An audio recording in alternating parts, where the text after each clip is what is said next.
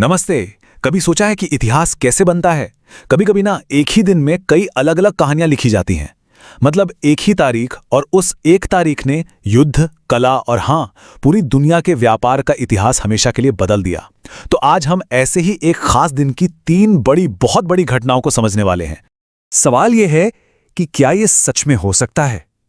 क्या सच में एक ही दिन युद्ध, कला और व्यापार, इन तीनों दुनियाओं को पूरी तरह से बदल सकता है? यकीन मानिए, ये हुआ है। चलिए देखते हैं कि कैसे सिर्फ एक तारीख ने भारत की मिलिट्री पावर, दुनिया को देखने के हमारे नजरिए और ग्लोबल इकोनॉमी की नींव को हमेशा हमेशा के लिए बदल कर रख दिया। तो कहानी की शुरुआत करते हैं एक ऐसे हीरो से, एक ऐसे नायक से जिनका नाम इंडियन एयरफोर्स के इतिहास में, समझिए, सुनहरे अक्षरों में लिखा गया है। नाम है अर्जन सिंह। जरा सोचिए, एक नौजवान लड़के से लेकर एयरफोर्स के सबसे ऊंचे, सबसे बड़े पद तक का सफर।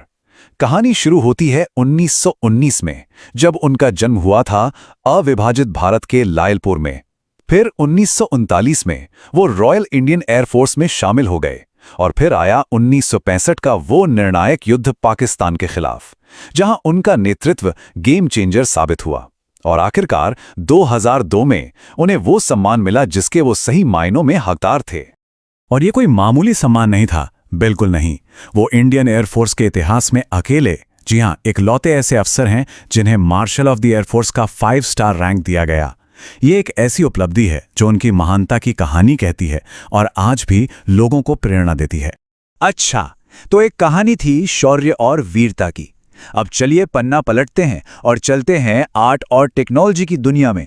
बात करते हैं एक ऐसी खोज की जिसने हमारी यादों को, हमारी मेमोरीज को हमेशा के लिए कलरफुल बना दिया।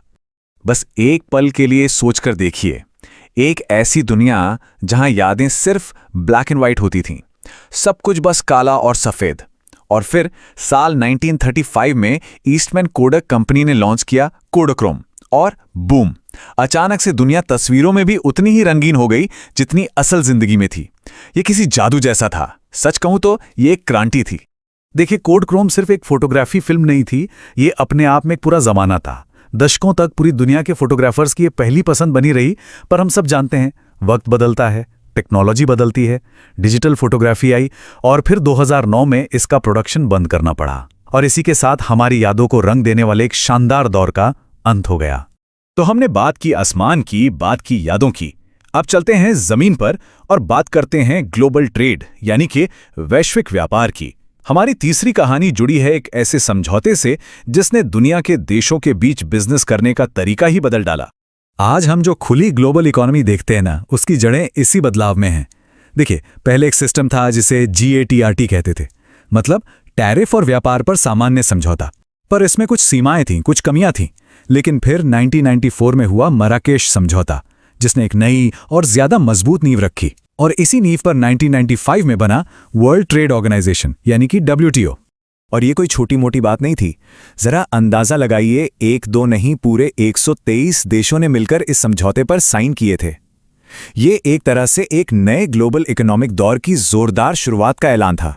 तो देखा कैसे एक ही तारीख इतिहास की 3 अलग अलग पन्नों पर एक मील का पत्थर बन गई। तो चलिए एक बार फिर से देखते हैं।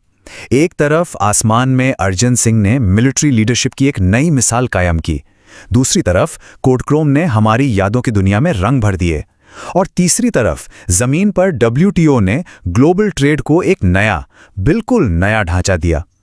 ये तीनों ही अपने अपने तरीके से बहुत बड़े क्रांतिकारी बदलाव थे। और ये सब हमें एक बहुत ही दिलचस्प सवाल के पास लाकर छोड़ देता है। आज हम अपने आसपास जो भी बदलाव देख रहे हैं, चाहे वो टेक्नोलॉजी में हो, सोसाइटी में हो या पॉलिटिक्स में, इनमें से कौन से बदलाव ऐसे हैं जो आगे चलकर भविष्य की पीढ़ियों के लिए इतिहास बन जाएंगे? सोचने वाली बात है ना।